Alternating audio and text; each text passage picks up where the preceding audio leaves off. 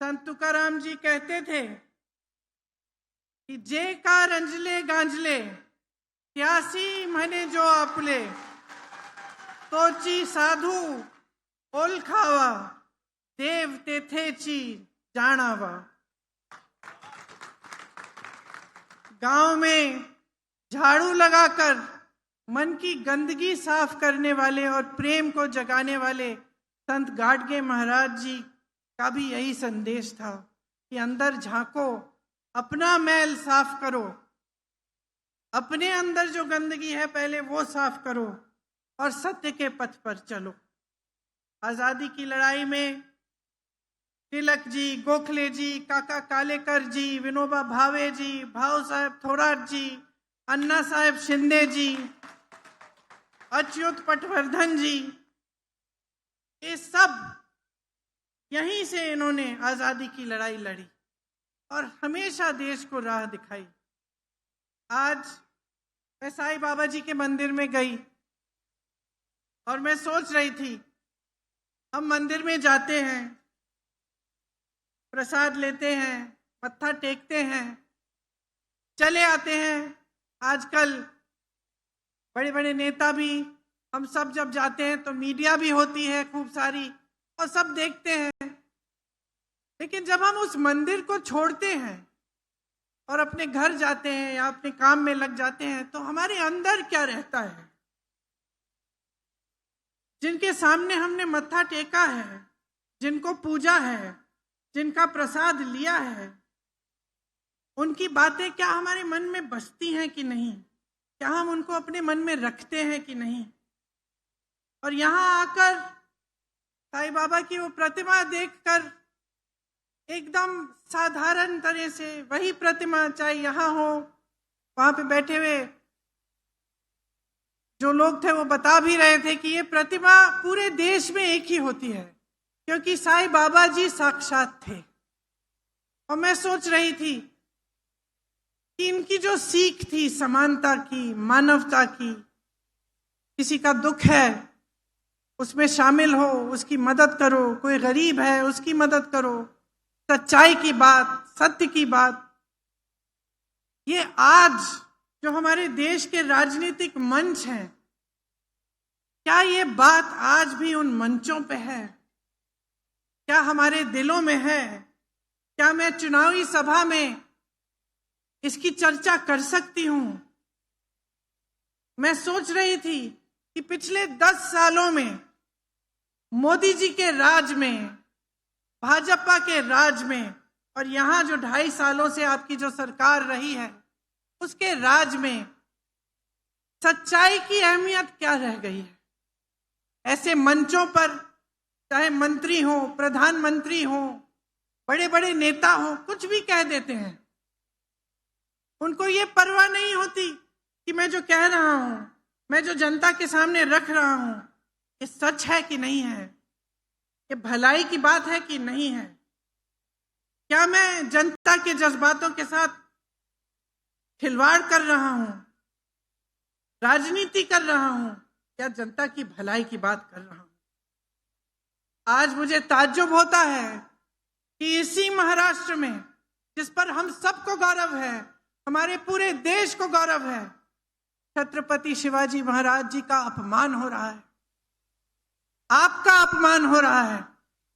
वही नेता मोदी जी और उनके साथी, वही नेता जो मंच पे खड़े होते हैं और उनका नाम लेते हैं, उनका सम्मान नहीं करते।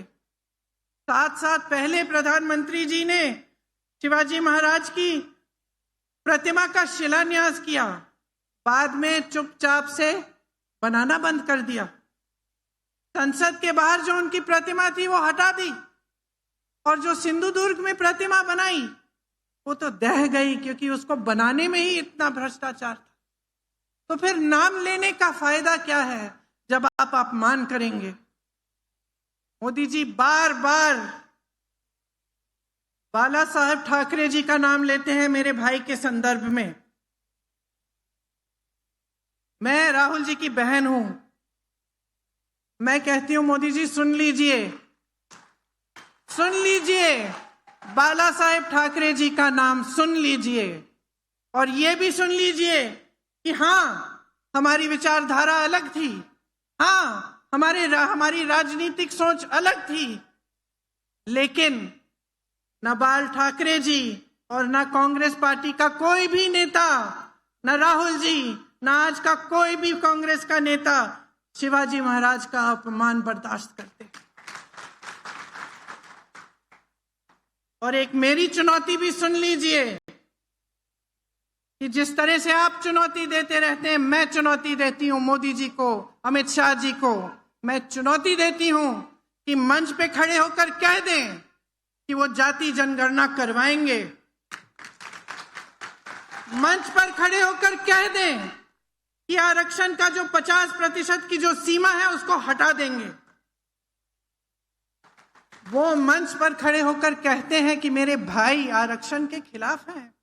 वो व्यक्ति जो मणिपुर से मुंबई तक जिसने यात्रा की, न्याय यात्रा की, न्याय मांगने के लिए, उस व्यक्ति के बारे में कहते हैं कि वो आरक्षण के खिलाफ है।